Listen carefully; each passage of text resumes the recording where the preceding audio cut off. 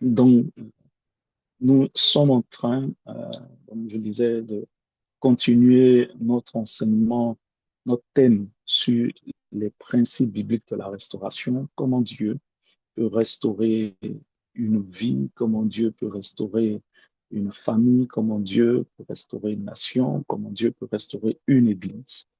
Et nous avons commencé à parler de comment notre niveau de communion avec le Seigneur peut nous amener à vivre la transformation.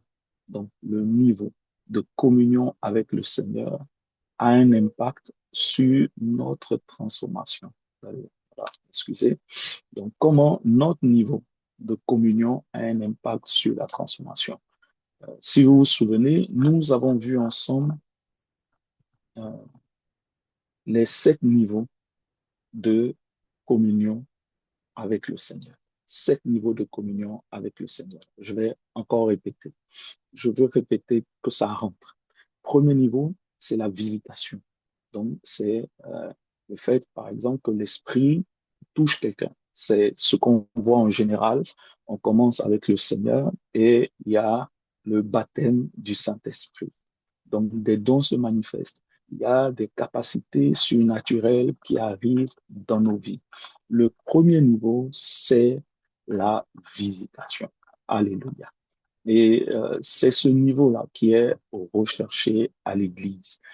Ce sont des expériences.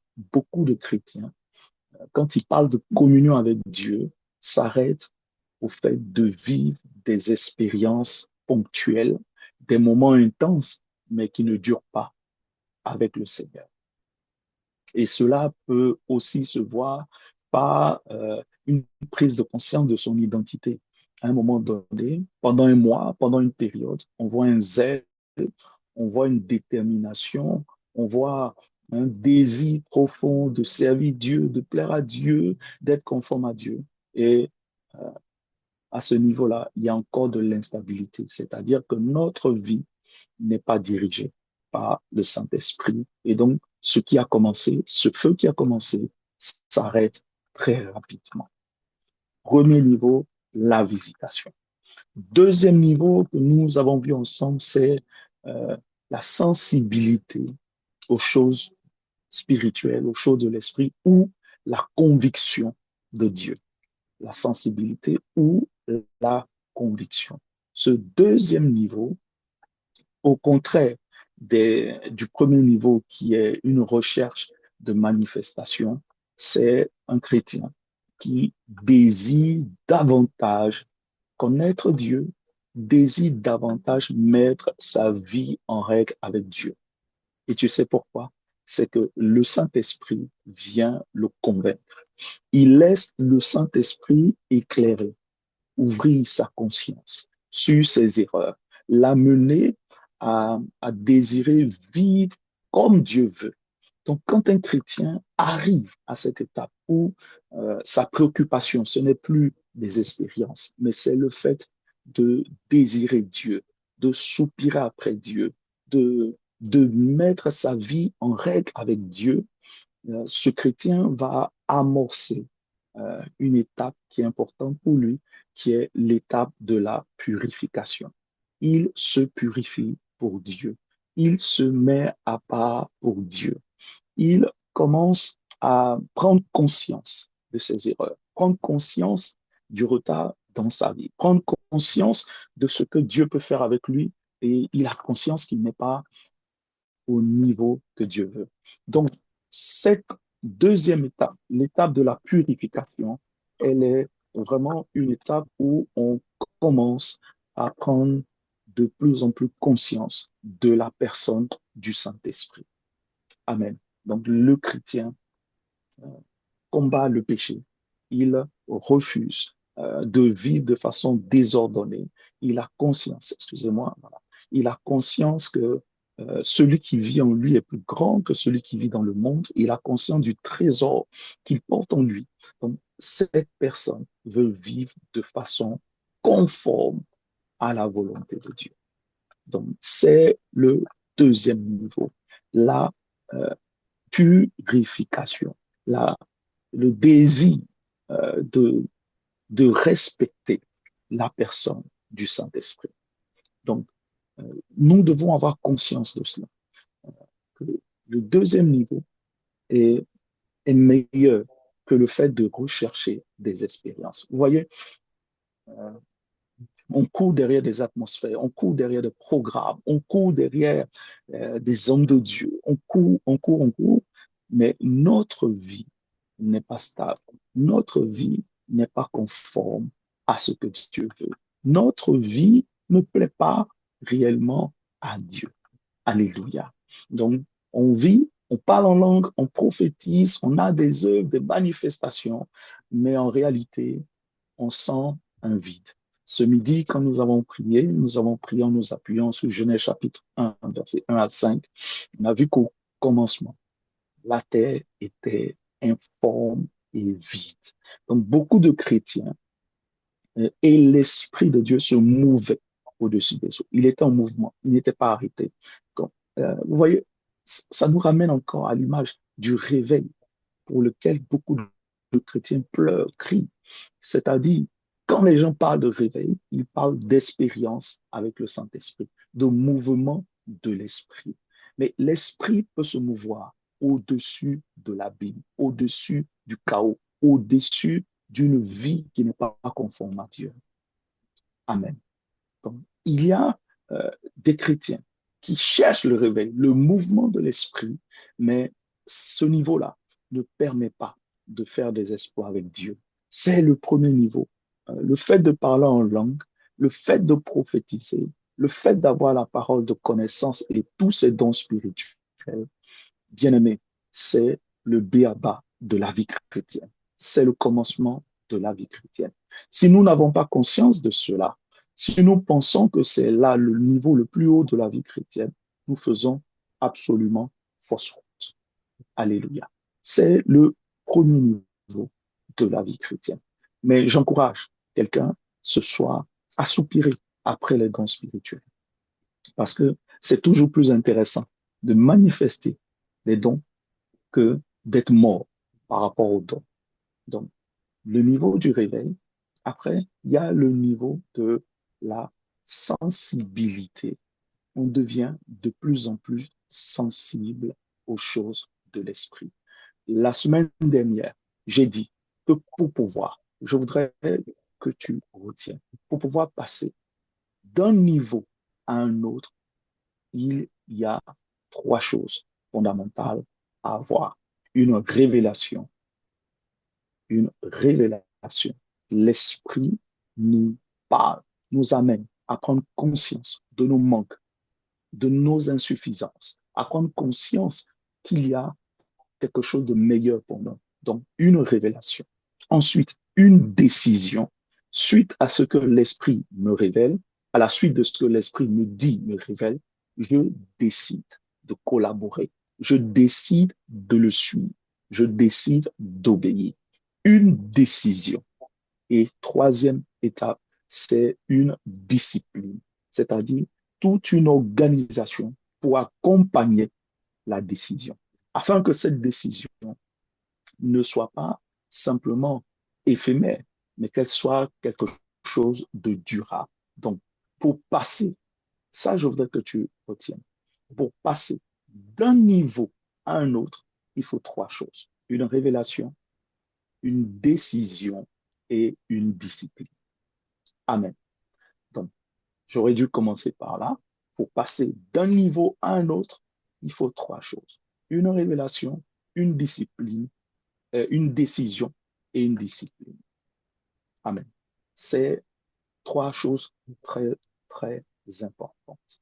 Dieu nous parle, nous adhérons à ce que Dieu dit et nous organisons en fonction de ce que Dieu nous a dit. Nous disciplinons notre vie, nous structurons, organisons notre vie en rapport avec ce que Dieu nous a dit. Alléluia. Et le verset qui doit nous interpeller, c'est Jacques chapitre 4, verset 8. Approchez-vous de Dieu. Approchez-vous de Dieu. Je vais lire de façon conforme aux Écritures, approchez-vous de Dieu et il s'approchera de vous. Nettoyez vos mains, pécheurs, purifiez vos cœurs, hommes irrésolus. Amen. Donc, approchez-vous de lui.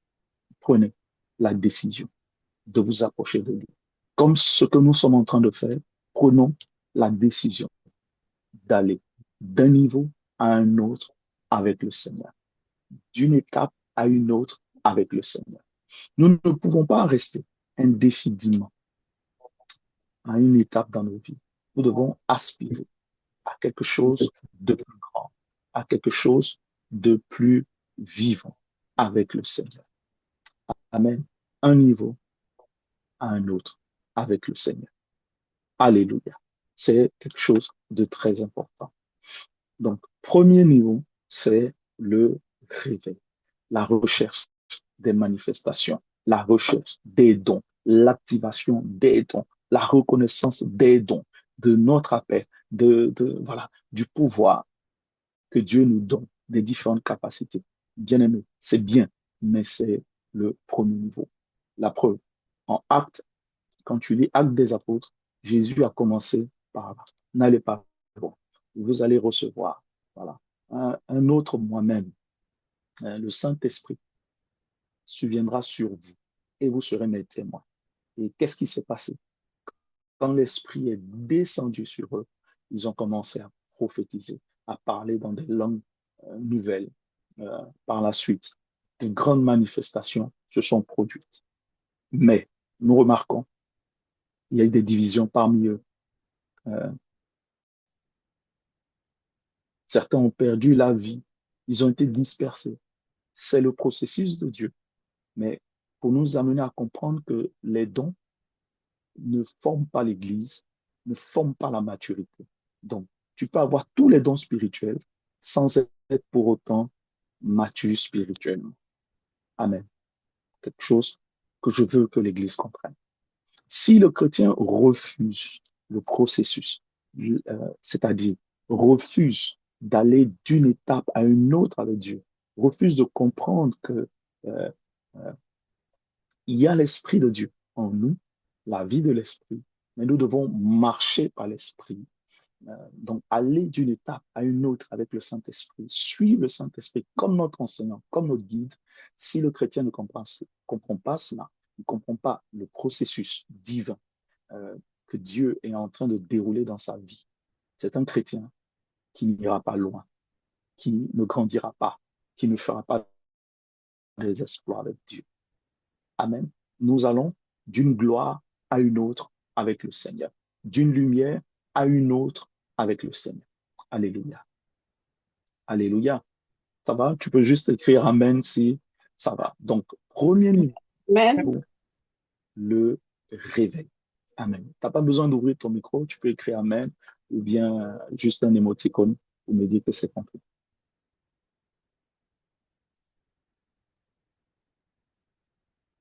Amen. Premier niveau, donc le réveil. Deuxième niveau qui est important pour le chrétien, je dis, c'est être sensible. La sensibilité ou la conviction de la présence de Dieu. Amen. Cette étape, elle est extraordinairement importante. Amen.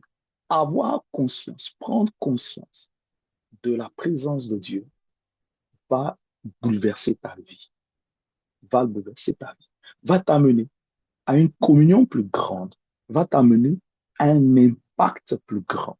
Alléluia. Amen. Oui, il ne peut pas avoir de communion plus profonde avec Dieu sans prendre conscience que le péché crée une barrière dans la communion avec Dieu, sans avoir conscience de cela, sans réaliser l'impact du péché ou l'impact destructeur du péché dans nos vies. Amen. La sanctification favorise euh, une relation plus intime avec le Seigneur. Ça, nous devons le comprendre. Et donc, quand on a fini de courir, derrière les dons, derrière les manifestations, derrière les grands programmes, nous devons prendre conscience de qui est Dieu. Dieu est saint. Dieu est saint. C'est l'attribut le plus pur. C'est l'attribut de Dieu qui est inqualifiable. On ne peut pas le décrire. La sainteté, j'ai lu beaucoup de documents, de livres, voilà, on explique ce que c'est que la sainteté, mais je n'ai pas encore été satisfait des différentes définitions. Pourquoi? Parce que la sainteté est quelque chose qu'aucun homme, pour moi, ne peut décrire parce qu'on a perdu. À cause du péché d'Adam, on a perdu cette conscience de perfection, de pureté en nous. Amen. Donc Dieu nous ramène toujours à qui il est. Dieu veut nous amener à prendre conscience que communier avec lui, c'est quelque chose d'exigeant. Il y a des exigences. Amen. Il ne peut pas avoir de communion plus profonde avec Dieu sans la sanctification, sans la conscience du péché.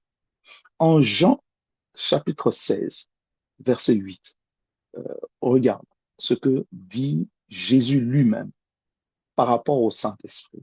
Il dit, au verset 7, il va dire, il est avantageux pour vous que je m'en aille, car si je ne m'en vais pas, le consolateur ne viendra pas vers vous.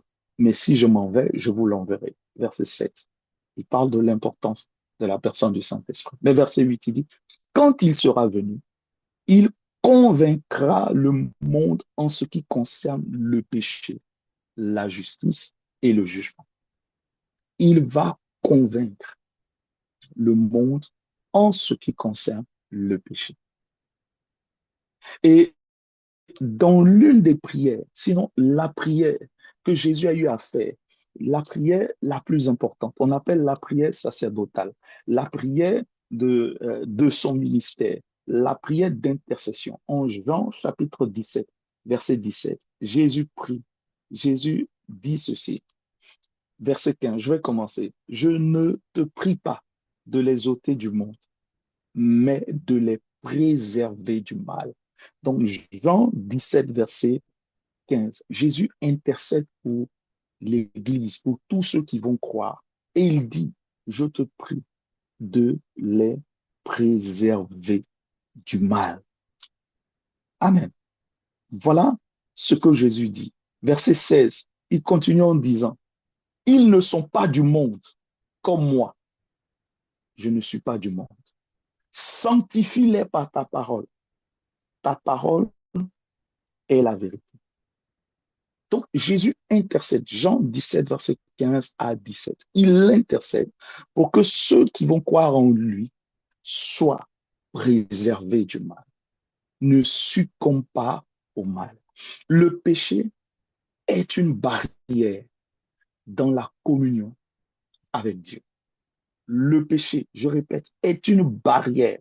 Le péché est un obstacle à, à, à une plus grande intimité avec Dieu.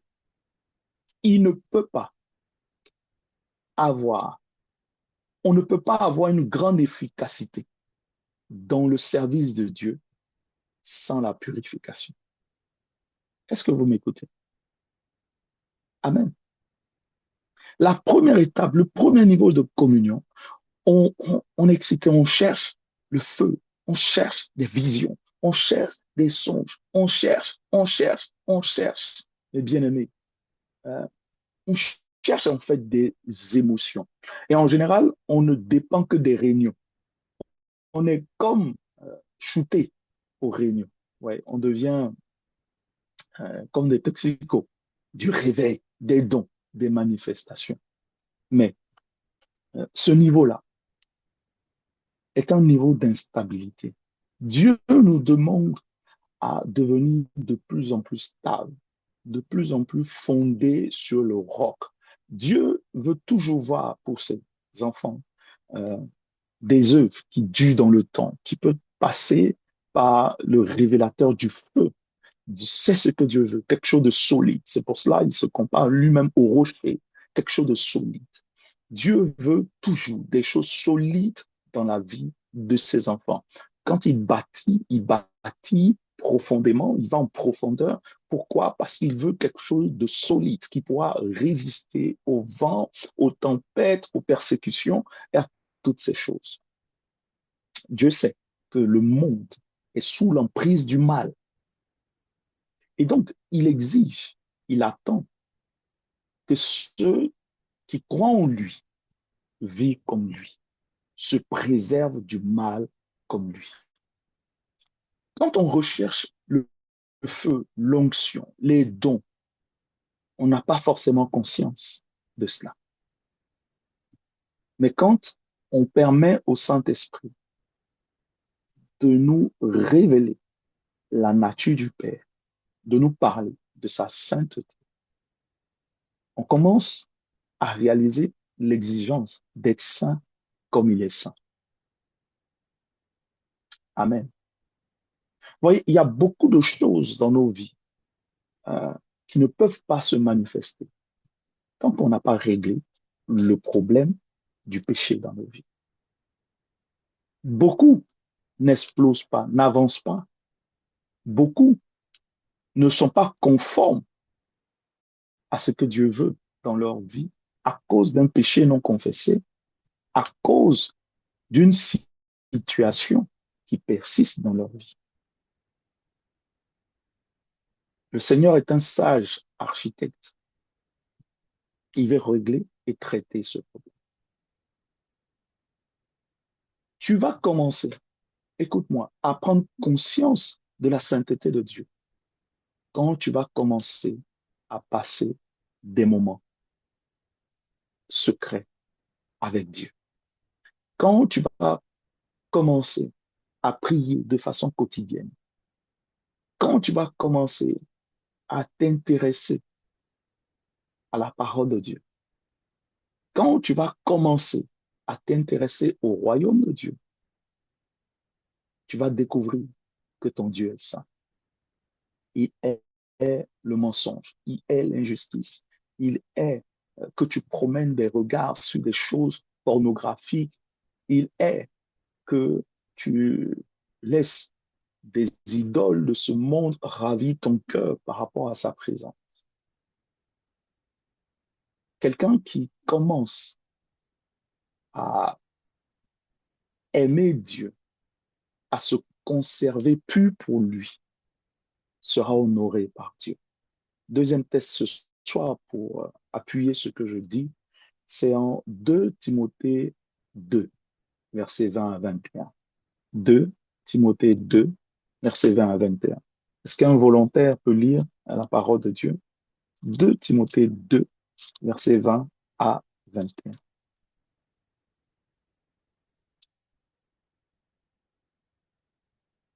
2 Timothée 2, versets 20 à 21.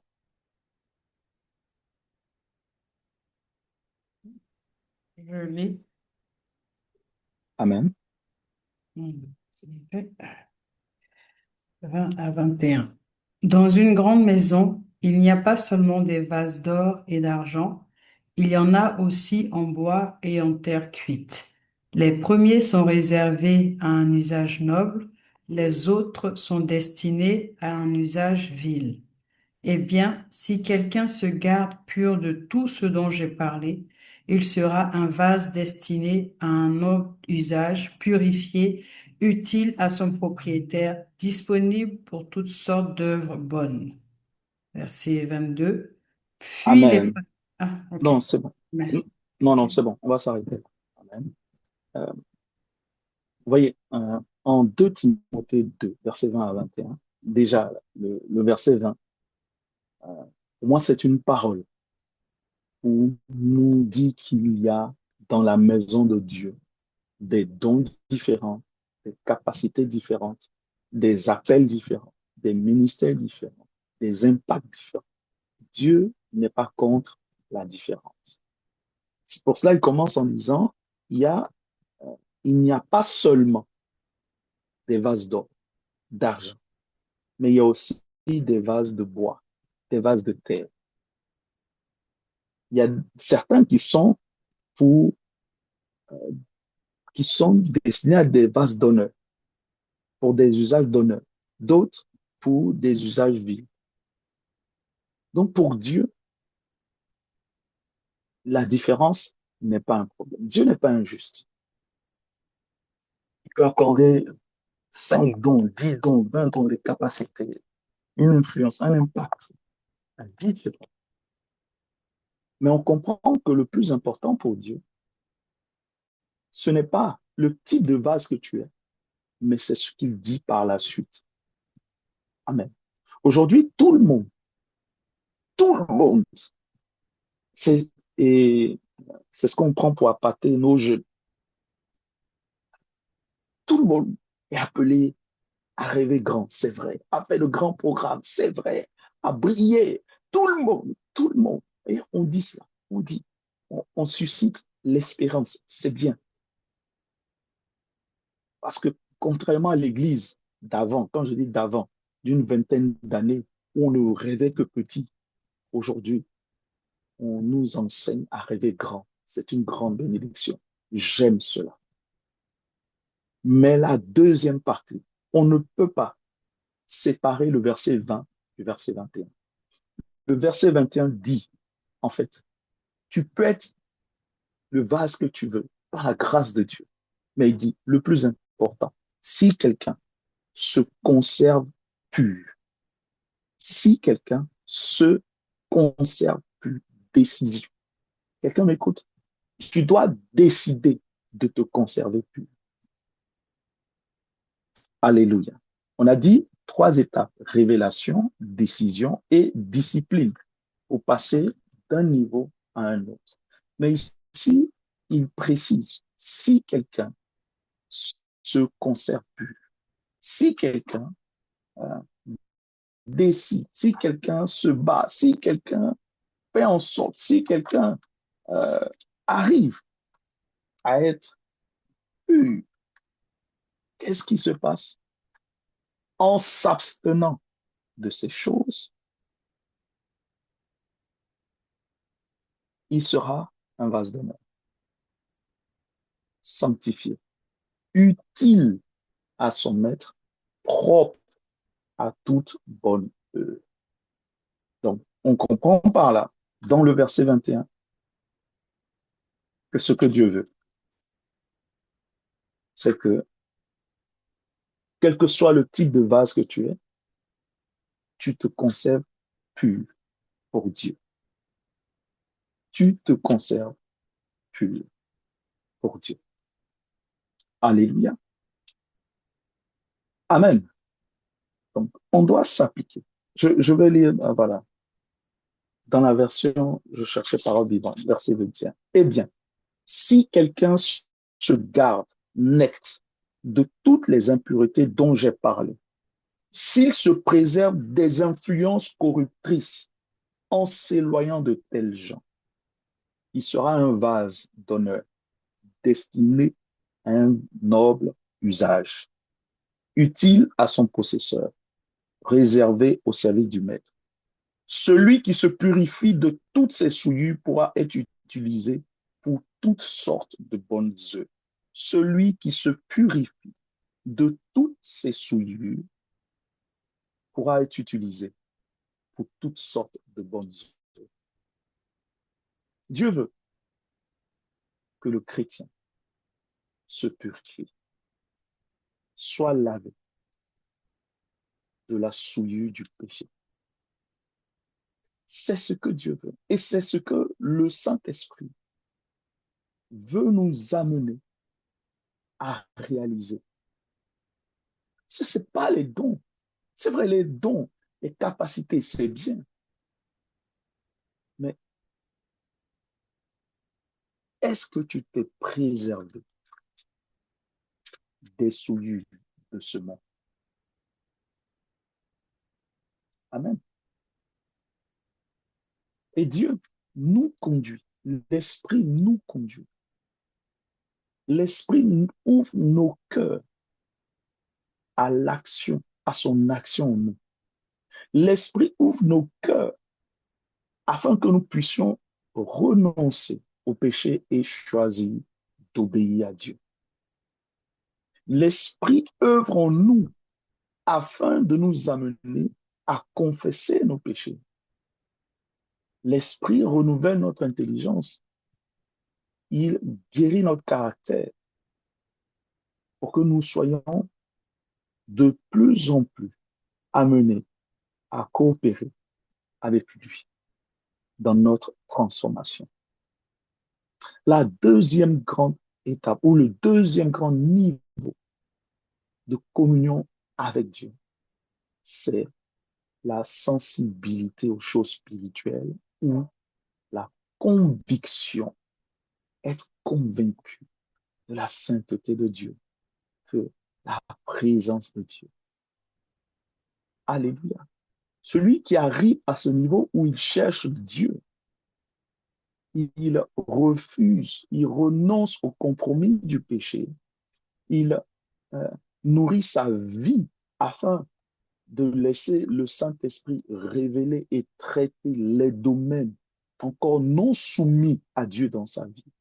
Cette personne ouvre la voie à plus d'intimité, à plus de compréhension des choses spirituelles. Alléluia.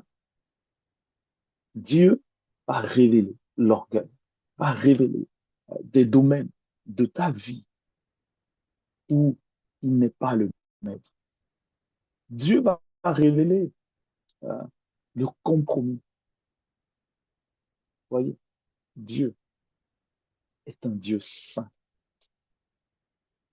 La sanctification nous prépare à une relation plus intime avec Dieu.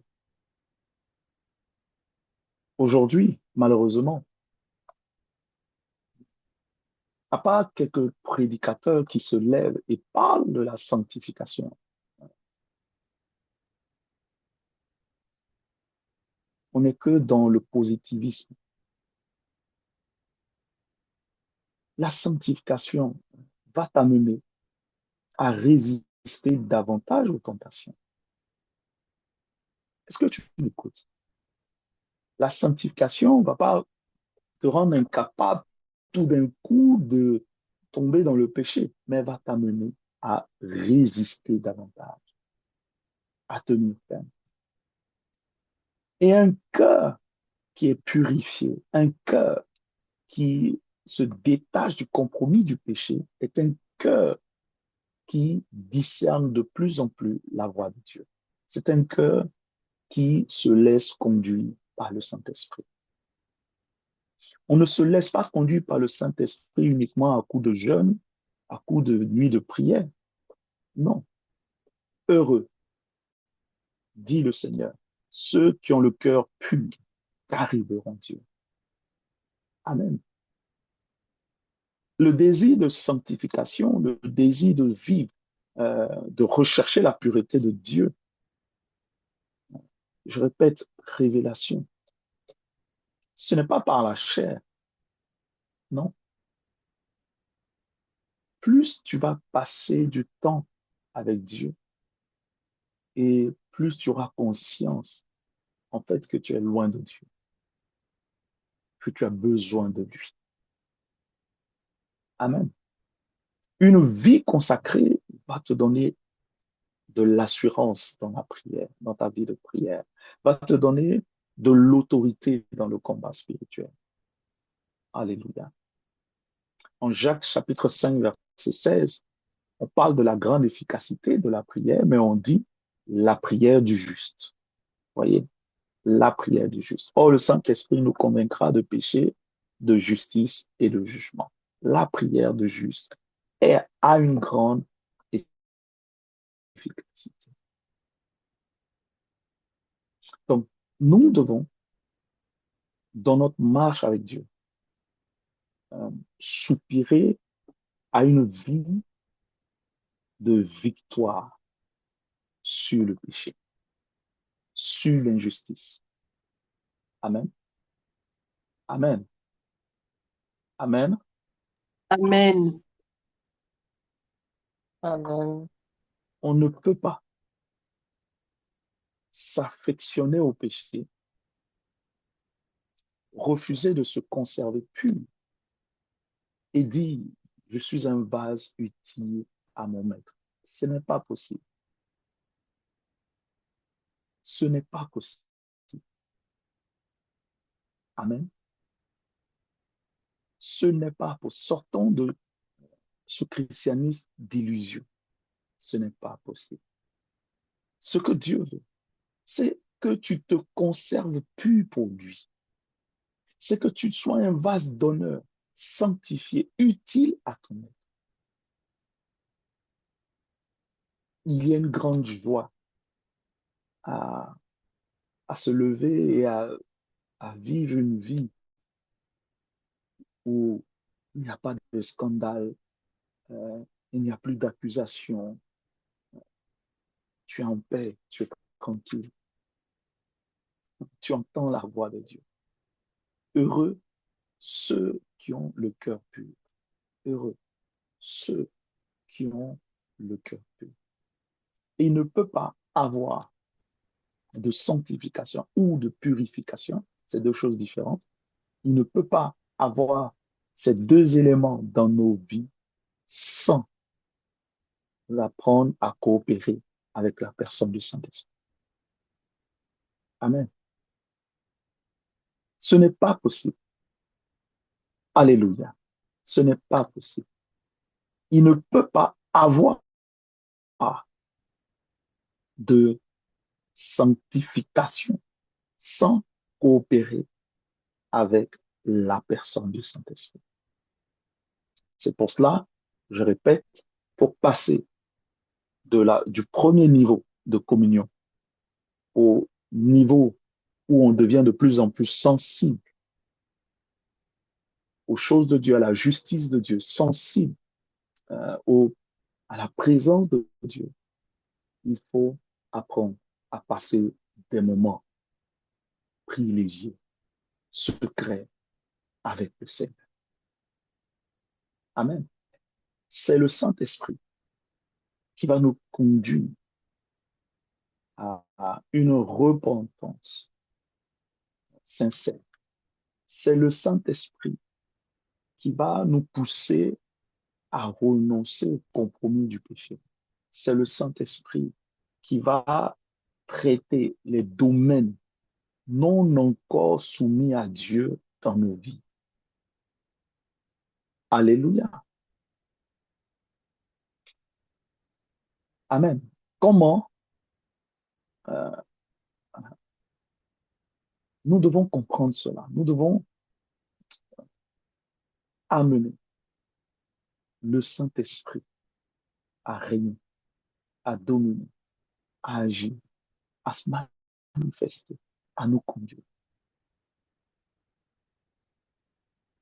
J'avais donné en prévision de ce que allons, nous sommes en train de voir ce soir, j'avais demandé à tout un chacun de méditer sur Galates chapitre 5, verset 25. Donc, on peut chacun ouvrir son micro et que quelqu'un me dise ce qu'il a compris de Galates 5, verset 25. Je vous écoute.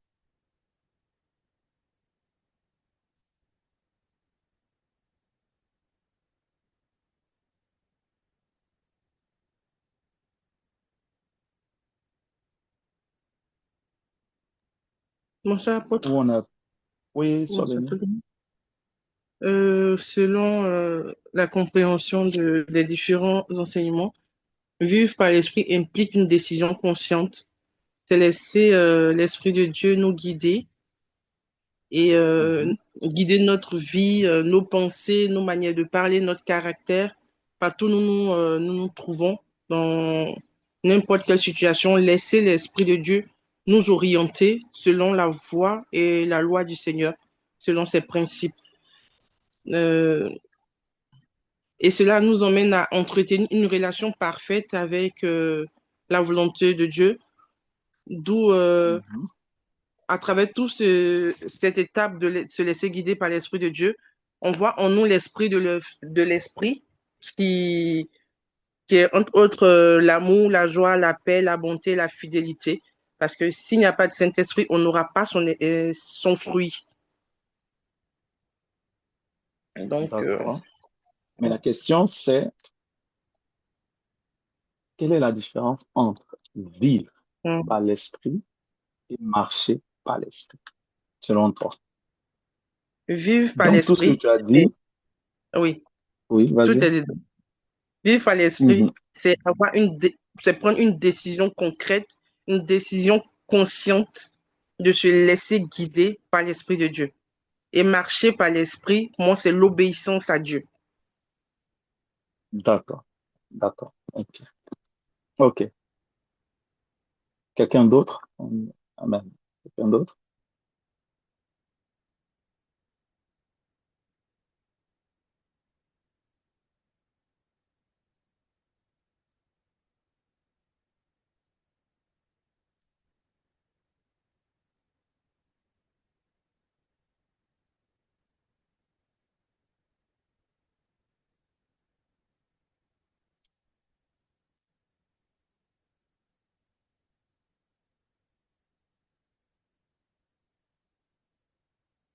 Quel grand silence, hein? Galates 5, 25. Pensez que j'avais oublié? Galates 5, 25.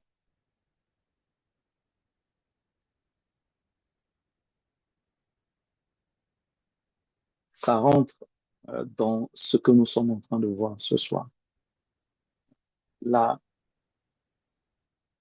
sensibilité, la vie conforme à Dieu.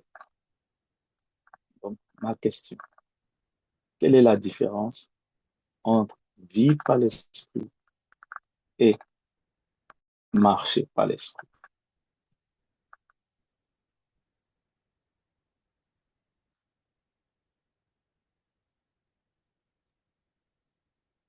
Je peux essayer de répondre? Oui, Oui. Alors, l'apôtre Paul dit que si nous vivons par l'esprit, nous devons aussi marcher selon l'esprit. Pour moi, la vie mhm, par l'esprit, c'est de bénéficier de ce que l'esprit nous accorde. Le mhm. salut, la connaissance de Christ et tout. Donc, il dit que si nous bénéficions de ce que le Seigneur fait pour nous, il faut que nous marchons selon l'Esprit de Dieu, c'est-à-dire que nous obéissons à sa parole. C'est comme ça que je comprends. Obéir à la parole de Dieu, obéir à D'accord, sa ok. voix, à son orientation. Ah, ça a été coupé. Allô? Oui, Bon, ça a oui, été coupé. j'ai Pardon. fini. Oui, ah, là, c'est mieux. Obéir à la parole de Dieu. Après, on a plus entendu. Ah oui, j'avais fini. D'accord, ok. Amen, amen. Gloire à Ok. Dieu, autre. Oui, sois béni. Amen. Et alors, ce que moi je comprends aussi, dans Galates 5, verset 25, il dit, si nous vivons par l'esprit, marchons aussi selon l'esprit. Donc, pour moi, selon ce que je comprends, on marche selon l'esprit, donc c'est-à-dire quoi? C'est-à-dire pour moi que selon la parole de Dieu, donc ce que nous dit la Mhm. parole de Dieu, donc effectivement, être soumise à la parole de Dieu, donc l'obéissance et tout ce qu'il a cité dans les fruits de, de l'amour, puisque c'est dans la parole de Dieu. Donc, selon ça, selon cette parole-là, si on est soumis à la parole, on marche selon la parole, le Saint-Esprit, c'est selon tous ces principes de Dieu qu'on qu'on marche, donc dans l'obéissance. Et maintenant, la deuxième question, la façon dont je comprends, c'est aussi mettre en pratique ce que Dieu nous dit. D'accord, ok. Moi, je l'entends comme ça. Donc, marcher par l'esprit, c'est mettre en pratique, c'est bien ça. Ouais, mettre en pratique la parole de Dieu. Ok, ok. Donc, oui, vous trois, vous partez dans la même direction. Ok. Ok. Ouais, bonsoir. Moi, je dirais que Sois béni. vivre Oui. suivre par l'esprit déjà, c'est qu'on comprend que avant de faire d'appeler Jésus dans notre vie, on était mort. Donc voilà, on Mhm. était mort.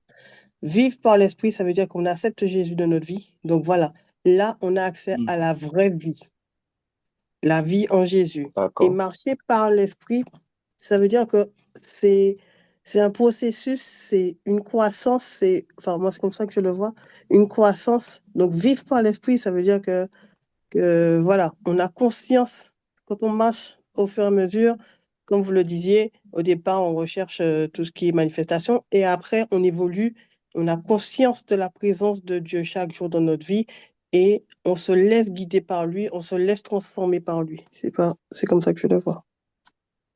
Enfin, Amen. c'est ça. Ok, bien reçu. Oui, je crois que Oui, c'est pour moi. Quelqu'un dit, je vais essayer de répondre. Vas-y. Ouais, moi je pense pour moi, vivre selon l'esprit, c'est que quand on devient chrétien, on reçoit la vie de Dieu en nous. On est une nouvelle créature. La Bible nous dit qu'on a la vie de Dieu en Mhm. nous. Et marcher selon l'esprit, c'est obéir aux principes de vie de la foi chrétienne. Disons qu'on a reçu entre une nouvelle vie et la vie qu'on D'accord. a faite pour vivre pleinement cette vie. En fait, il faut marcher selon des principes et des préceptes. Et marcher selon l'esprit, c'est obéir justement aux principes du Saint-Esprit et à ses orientations. D'accord. Ok. Ok. D'accord. Il y avait quelqu'un d'autre?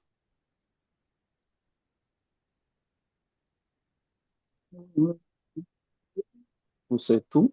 au Oui. nom de Dieu, moi aussi. Oui, vas-y. Bonsoir. Vas-y.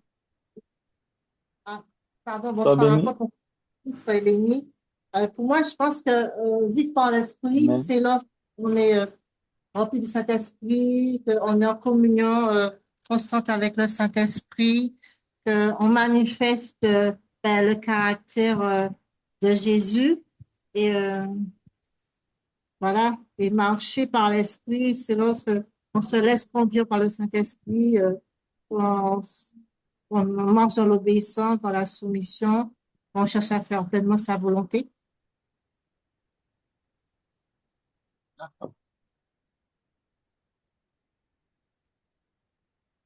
Marcher Ok. selon Une dernière le personne? Saint-Esprit, Ou deux? papa, c'est moi. Marcher Oui. selon le Saint-Esprit, c'est se dépouiller de la chair et revêtir d'une nouvelle vie remplie de l'Esprit. D'accord. D'accord. Amen. Ok. Amen. Amen. D'accord. Ok. Donc, finalement, bon, la plupart de vos éléments de réponse se rejoignent. Et c'est tout à fait exact. Euh, Est-ce que quelqu'un peut prendre Galates chapitre 5, verset 25 dans la version parole vivante, par exemple? Galates 5, 25. Oui, je l'ai, parce que c'est Ouais. bon. Puisque l'Esprit est la source de notre vie, laissons-nous aussi conduire par lui, suivons ses indications et agissons comme il le désire, c'est-à-dire que notre vie, elle aussi, soit spirituelle. Amen. Amen. Amen. Donc, euh, voilà une version beaucoup plus simple. Je crois que NFC aussi, pas mal de versions simples nous aident à comprendre ce test. Déjà, on peut être chrétien. Quand je dis chrétien, on peut naître de nouveau. C'est ça, la vie par l'esprit. C'est que l'esprit est la source de notre vie. Nous avons, lorsque nous avons accepté Jésus, nous avons reçu la nouvelle naissance. C'est ça la vie de l'esprit. Vivre par l'esprit, c'est-à-dire venir à la vie dans la famille de Dieu. Amen. C'est la vie de l'esprit, la vie reçue. C'est l'œuvre de Dieu en nous. Amen. C'est ce qui fonde, si vous voulez, notre identité, notre position de chrétien. Vivre par l'esprit, c'est quelque chose que nous avons reçu, que nous recevons par la foi, que Dieu fait en nous. Cela ne dépend pas de nous. Amen. Donc, nous sommes chrétiens. Nous sommes nés de nouveau. Nous appartenons à la famille de Dieu. Nous avons la vie de Dieu en nous. Paul dit, en fait, c'est bien.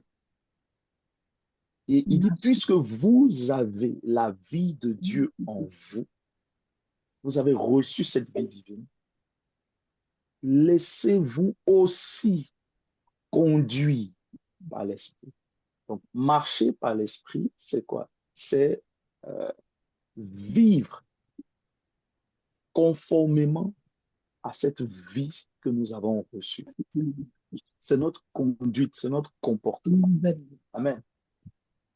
Donc, on est enfant, on appartient à une famille, mais quand on est enfant, on ne reste pas enfant. On apprend à marcher, on apprend à parler, on apprend à agir, mais quand on apprend ces choses, on apprend à le faire comme les membres de la famille dans laquelle nous appartenons. Amen. Donc, nous appartenons à une famille. Nous devons absolument vivre selon comme quelqu'un a dit, les principes de vie de cette famille. Donc, marcher par l'esprit, c'est manifester la vie de Dieu par le fruit de l'esprit. Marcher par l'esprit, c'est remporter des victoires sur les œuvres de la chair, sur le péché. Marcher par l'esprit, c'est refléter davantage le caractère de Christ, ressembler davantage à Christ, vivre la vie de Christ. Marcher par l'esprit, c'est grandir dans la sainteté, grandir dans l'amour de Dieu, grandir dans l'amour de notre prochain. Donc, c'est se laisser, comme la version Parole vivante dit, c'est suivre les indications de l'esprit, c'est agir comme il le désire, c'est de faire en sorte que notre vie soit spirituelle. Alléluia. Donc, marcher par l'esprit va avoir un impact sur notre vie.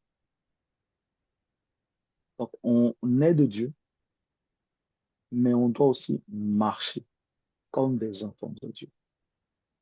Alléluia. Voilà ce que dit le Seigneur concrètement. On doit marcher comme, si vous voulez, on doit marcher conformément à l'identité que nous avons reçue. On ne peut pas marcher comme on veut. On ne peut pas vivre comme on veut. On doit vivre de façon conforme à notre identité d'enfant. Amen. Donc, j'ai reçu la vie de Dieu, mais je dois aussi marcher fidèlement selon l'Esprit. Et c'est ce deuxième niveau de communion qui est, pour moi, c'est important. C'est important que de désirer voir sa vie conforme à ce que Dieu veut. C'est important que de soupirer à être libéré des œuvres de la chair. C'est important. Je ne peux pas vivre ma vie et puis m'accoutumer au fait qu'il y a encore en moi des choses qui me ramènent à terre, des choses qui me ramènent dans le péché. Amen. Et pour cela, je dois persévérer. Je dois me soumettre au Saint-Esprit. Je dois rendre ma vie transparente devant Dieu. Alléluia. Plus tu vas devenir sensible au Saint-Esprit, et plus tu n'auras même pas à cœur de cacher des choses à Dieu. Tu vas ouvrir ton cœur à Dieu. Tu vas ouvrir ton cœur à plus de sainteté. Tu vas vouloir grandir dans la sainteté. Cela va se voir dans ton caractère. Cela va se voir dans ton comportement. Cela va se voir dans ta manière de te conduire. Marcher par l'esprit, c'est chaque jour, devant les sollicitations, les défis de la vie, toujours prendre le chemin que l'esprit nous montre, même si cela va nous coûter. Ce n'est pas quelque chose de facile à faire. C'est pour cela que l'apôtre Paul nous demande de nous laisser conduire, de suivre le Saint-Esprit. C'est le type de réponse que nous donnons chaque jour à Dieu. Il démontre que nous sommes conduits par l'Esprit. Donc, en fait, beaucoup sont nés dans la famille de Dieu. Et dans la famille de Dieu, il y a des dons, il y a des cadeaux, il y a des capacités extraordinaires. Beaucoup soupirent après ces choses. Je répète, ça c'est le premier niveau. Avoir les dons, c'est bien. Je t'encourage à rechercher les dons spirituels, à parler en langue, à manifester l'onction, à chasser les démons. Je t'encourage. Mais le Seigneur dit, élève le niveau, monte ici, monte encore. Va parce que tu es obéissant, parce que tu es transparent devant Dieu, parce que tu te repens rapidement, parce que tu confesses ton péché. Tu verras que tu vas devenir de plus en plus sensible à la voix de Dieu. Heureux ceux qui ont le cœur pur. Oui, David avait compris quelque chose. Bien-aimé, le deuxième niveau dont nous parlons, c'est le niveau du cœur. Alléluia. Dieu va toucher ton cœur. Et ça, c'est certaines expériences que j'ai vécues avec le Seigneur, que j'ai entendu d'autres personnes. C'est que quand euh, tu arrives avec le désir, le Saint-Esprit fait monter ce désir en toi d'être de plus en plus conforme à qui il est, euh, tu verras que ton cœur sera touché chaque fois que tu vas poser un acte qui n'est pas la gloire de Dieu. Tu n'as même pas besoin que quelqu'un vienne dire tu as péché, mais ton cœur est serré, il y a un fardeau en toi. Et tant que tu t'es pas repenti, ton cœur est comme pressé de toutes parts. Vous voyez, ce deuxième niveau, c'est ce niveau-là où ce qui nous intéresse, c'est un chemin libre, dégagé de la communion avec notre Seigneur. Le péché est une barrière, peut-être invisible, mais c'est une barrière à notre relation intime avec le Seigneur. Amen. Vous voyez, c'est quelque chose de très important. Quelque chose de très important. Nous devons soupirer, soupirer profondément, soupirer à être de plus en plus sensible à la vérité. La prière de Jésus, sanctifie-les par ta parole. Ta parole est la vérité. En fait, que la vérité soit une amie pour nous, que la vérité soit notre ceinture, que la vérité nous soutienne. Soyons de plus en plus conformes. Nous marchons par l'Esprit. Aujourd'hui, l'Église a besoin, beaucoup de chrétiens ont besoin de marcher par l'Esprit. Il y a les dons, mais ils ne marchent pas par l'Esprit. Et c'est ce qui fait que leur vie spirituelle stagne. Elle n'avance pas. Elle n'avance pas. Notre vie spirituelle a besoin d'avancer, de croître. Alléluia. L'Église a besoin de croire. L'Église a besoin de marcher par l'Esprit.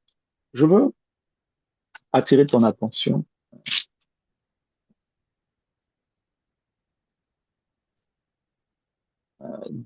quand Dieu parle de l'équipement du chrétien pour pouvoir résister aux œuvres du diable. Quelle est la première arme que l'apôtre Paul donne? Si tu connais vraiment l'armure de Dieu, il invite chaque chrétien à se revêtir de l'armure de Dieu. Interroge-toi, quelle est la première arme qu'il donne aux chrétiens?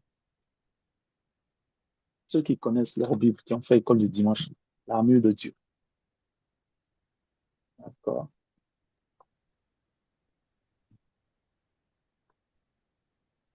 Voilà, c'est de la vérité, non? Je peux. Vérité. Ah, il y a quelqu'un qui a mis le casque du salut.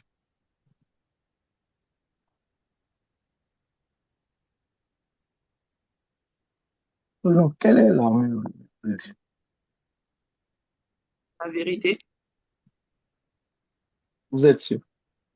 L'ami, c'est pas la parole. Bon, Éphésiens 6, verset 10 à 18. On va lire même, on va aller vite. Éphésiens 6, verset 13. Voilà. On va lire à partir du verset 13. Je lis la parole du Seigneur. En tout Voilà cas, ce n'est pas pourquoi, le cas du salut. voilà pourquoi il vous faut endosser toute l'armure divine, afin de pouvoir tenir bon au mauvais jour, de faire usage de tout l'équipement que Dieu vous offre et de faire tout ce qui vous est possible si vous voulez repousser les attaques, remporter la victoire sur tous les ennemis et rester maître de la place. Soyez donc prêts au combat, debout et ferme. Que la vérité soit votre ceinture et la droiture devant Dieu et les hommes, votre cuirasse. Chaussez-vous du zèle courageux que donne l'Évangile pour annoncer la bonne nouvelle du salut et de la paix avec Dieu. Soyez toujours prêts à transmettre cette parole. Je continue. En toutes Vas-y. circonstances, saisissez-vous de la foi comme d'un bouclier contre lequel viendront s'écraser toutes les flèches enflammées de l'adversaire. Prenez le casque du salut ainsi que l'épée de l'esprit, c'est-à-dire la parole et les promesses de Dieu. Demeurez en communion avec l'esprit par une prière fervente, car l'efficacité de ces armes dépend d'une intercession qui ne se relâche point. On va s'arrêter là. Amen. Vous voyez, on décrit Éphésiens 6, 10 à 18. Maintenant, nous, on a commencé au verset 13. Il décrit les armes spirituelles que le chrétien doit revêtir pour pouvoir tenir ferme, résister aux assauts de l'ennemi. La première arme, je fais exprès de poser la question. Il dit, mettez la ceinture de la vérité. Que la vérité soit votre ceinture. Amen. C'est étonnant que la vérité soit votre ceinture. Sanctifie-les par ta parole. Ta parole est la vérité. Alléluia. Amen. Donc, on doit mettre la vérité à nos reins. La vérité par opposition à une vie qui n'est pas conforme à Dieu. La vérité comme la parole qui soutient nos décisions, notre manière d'agir, nos comportements. Amen. La vérité. C'est la première arme décrite. On dit que cela soit la ceinture. que vous attachez. Que cela soit l'équilibre de votre vie, que cela soutienne tout ce que vous avez, tout ce que vous pouvez produire comme eux doit être soutenu par la vérité. Donc, on revient à ce qu'on a dit ce soir. Le deuxième niveau, c'est l'esprit qui nous pousse à marcher dans la vérité, à avoir un comportement, une conduite qui est conforme à qui est Dieu. Amen. Nous marchons comme Dieu est, dans la vérité. Alléluia. Nous avons cette soif-là de vivre dans la sainteté, de nous éloigner du péché, de nous repentir, de confesser. Nous avons une conscience qui est sensible au Saint-Esprit. Amen. Quand tu arrives à cette deuxième étape où tu as la conscience sensible au Saint-Esprit, tu ne tolères plus le péché, l'injustice, tu ne tolères plus la souillure du péché. Ton cœur est protégé des influences négatives et mauvaises. Amen. Amen. Ça va pour quelqu'un ce soir. Et ça, c'est ce que Dieu veut. Une église qui marche dans la vérité. Un chrétien qui marche dans la vérité, qui est sensible à l'esprit, qui se soumet à l'esprit. C'est bien de prier des heures. Et puis, il y a le péché. Tu te trompes toi-même. C'est bien de faire de longs jeûnes. Et puis, ta vie est sale. Elle dégage une mauvaise odeur devant Dieu. Il y a un problème. Alléluia. Il y a un problème, bien-aimé. Nous sommes influencés par ce que les yeux voient. Mais Dieu regarde au cœur. Il regarde à la pureté de ton cœur. Alléluia. Il regarde à comment tu te conserves pur pour lui. Amen. Le chrétien doit se conserver pur pour son Dieu. Tu dois conserver tes yeux. Ce que tu écoutes, tu dois vivre de façon conforme à qui il est. Est-ce que je me fais comprendre ce soir? Je me fais comprendre ce soir. Amen. Beaucoup de Amen. vies, comme nous l'avons, je répète, dit et prié ce matin, beaucoup de vies sont informes et vides. Et quand la vie est informe et vide, il y a les ténèbres. Les ténèbres, c'est la confusion. Les ténèbres, c'est le chaos. Les ténèbres, c'est l'ignorance, le manque de vérité, le manque de lumière. Amen. Et tu peux être chrétien. Et puis, l'esprit est en mouvement. Mais il y a les ténèbres, il y a le chaos, il y a, euh, si vous voulez, la confusion. Mais regarde, dans le même texte, on dit, Dieu dit que la lumière soit. Et la lumière fut. Et après, on dit, Dieu sépara les ténèbres de la lumière. Donc, Dieu a dit, a parlé, a proclamé, a donné une révélation. Et par la suite, on te dit, Dieu a séparé. Dieu veut toujours séparer les ténèbres de la lumière dans une vie. Amen. Dieu veut séparer ce qui n'est pas bon dans ton cœur, les motivations, les décisions, les relations. Dieu veut enlever l'amertume, l'offense, les jalousies, toutes ces choses mauvaises. Il veut l'enlever de ton cœur. Il veut enlever de ton cœur. Vous voyez, on peut avoir de bonnes intentions, mais je dirais, on peut rêver grand. C'est ça les bonnes intentions, j'appelle. Rêver, vouloir faire de bonnes choses. Mais nos motivations profondes ne sont pas pures. Amen. Et beaucoup échouent dans leur marche avec Dieu parce que leurs motivations profondes ne sont pas pures. Ils sont dans la compétition, la comparaison, l'envie, la convoitise. Dieu n'est pas avec ces choses. Alléluia. Nous devons purifier notre cœur. Est-ce que tu m'entends? Que ton cœur soit purifié. Donne ton cœur à Dieu et invite-le, comme David l'a fait.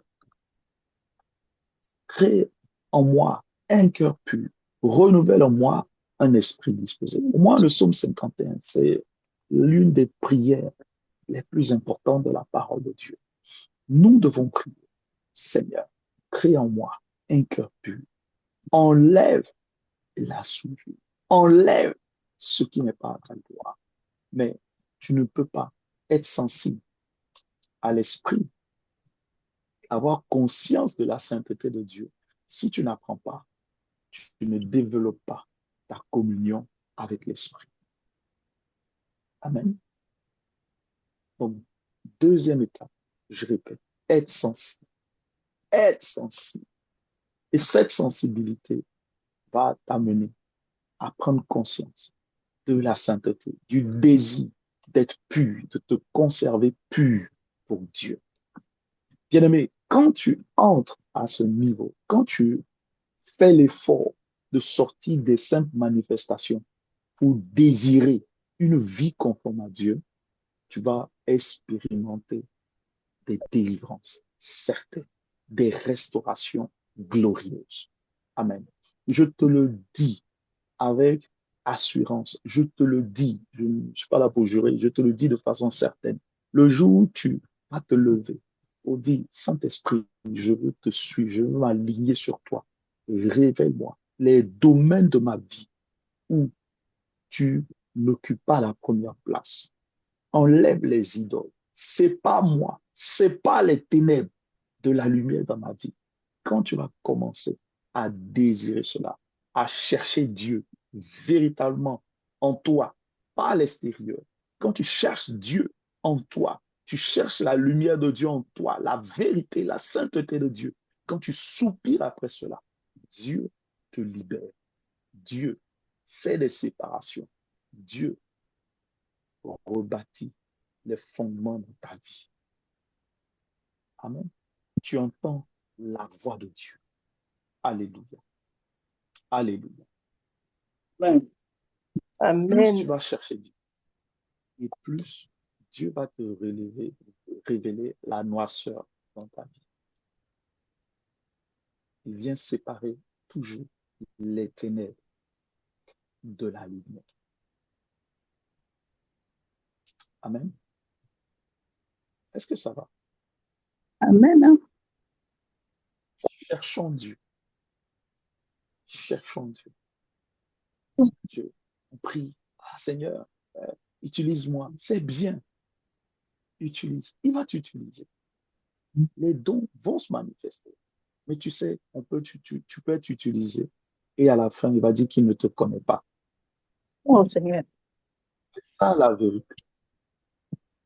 Je préfère être connu de Dieu en me conservant pur, net pour lui. C'est ce que Dieu veut. Amen. Amen. Et rechercher une vie sainte, ce n'est pas une forme de faiblesse. Quelqu'un qui euh, est transparent devant Dieu, ouvre son cœur devant Dieu, c'est quelqu'un de spirituellement fort. Alléluia. Parce que si tu as appris à t'humilier devant Dieu,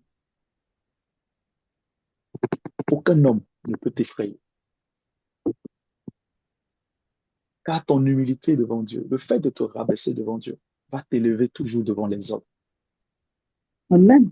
Et c'est pour cela que David était grand devant les hommes, parce qu'il savait se rabaisser devant Dieu. Si tu refuses de te rabaisser devant Dieu, les hommes vont toujours te rabaisser.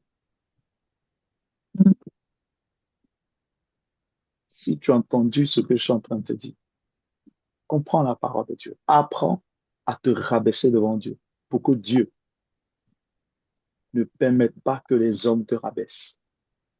Amen. Amen. Toujours à te rabaisser devant Dieu. Non, Oh non. Dieu, crée en moi un cœur pur. Merci. Oh Seigneur, merci.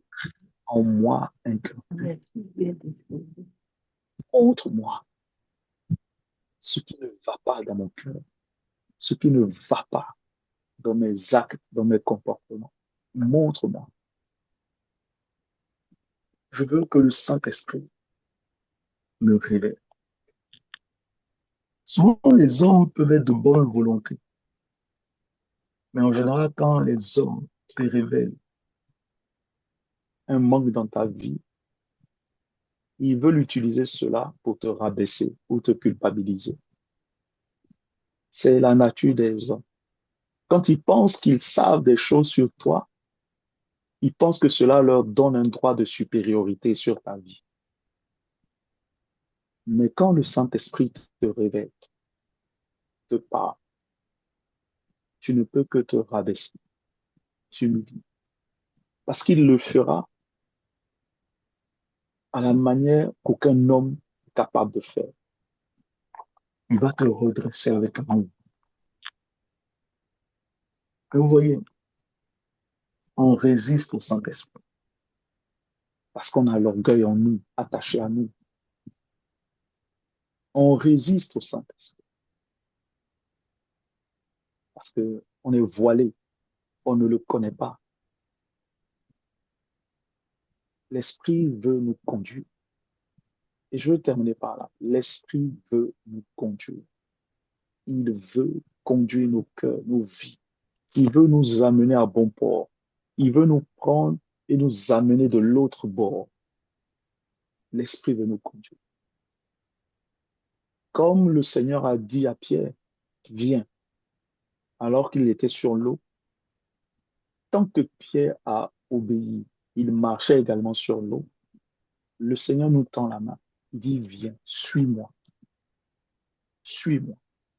Même si tu penses que le chemin, en le suivant, c'est un chemin de rabaissement, c'est un chemin qui peut sembler long, mais suis-moi. Fais-moi confiance. Et ce soir, je dis, faisons confiance au Seigneur. Suivons-le. Amen. Suivons-le. Notre Dieu est saint. Quand tu vas commencer à marcher par l'Esprit, tu verras la différence dans ta vie. Quand tu vas commencer à aimer la sainteté de Dieu, tu verras la différence dans ta manière d'adorer, dans ta manière de servir Dieu, dans ta manière d'être un enfant de Dieu. Dieu est saint. Aimons la sainteté. Dieu est saint. Laissons l'Esprit nous conduire. Laissons l'Esprit nous révéler la gloire de la sainteté de Dieu, les merveilles de la sainteté de Dieu. Dieu est saint. Il est le péché. Il aime le pécheur. Mais je répète, il est le péché. Nous devons aimer les choses saintes, les choses pures, les choses conformes à Dieu. Et nous devons nous débarrasser de ces fardeaux, de ces souillures, la souillure de la chair, du péché. Nous devons nous débarrasser de cela. Il nous purifie par le sang de Jésus. Et l'Esprit prend la parole pour nous transformer dans le processus de sanctification. Alléluia. Aimons la sainteté de Dieu. Aimons la sainteté de Dieu. Aimons la sainteté de Dieu. La sainteté, c'est la vie. La sainteté, c'est la lumière. Aimons la sainteté de Dieu. Si tu es tombé, relève-toi. Ne tombe plus jamais. Peut-être que tu es tombé parce que tu n'avais pas conscience de la sainteté de Dieu. Amen. Aimons la sainteté de Dieu. Ça va? Quelqu'un a reçu dans son cœur une parole ce soir? Amen. Amen. Alors, Seigneur, je veux marcher par l'Esprit. Je veux marcher par l'Esprit. Vous voyez, dans Galates 5, hein, il y a plusieurs textes. Quand il dit, Galates 5, je crois, verset 16, il dit, c'est ça, hein, voilà. Si vous marchez par l'Esprit, vous n'accomplirez pas, c'est ça, hein, les œuvres de la chair, n'est-ce pas? Oui, c'est Galates 5, voilà, verset 16. Je dis donc, marchez selon l'Esprit et vous n'accomplirez pas les désirs de la chair. Marchez selon l'Esprit. Amen. Suivons le Saint-Esprit. Suivons-le. Vivons de façon conforme. Apprenons à l'écouter de plus en plus. Soyons sensibles au Saint-Esprit. Alléluia. La deuxième étape, c'est être sensible à l'Esprit. Amen.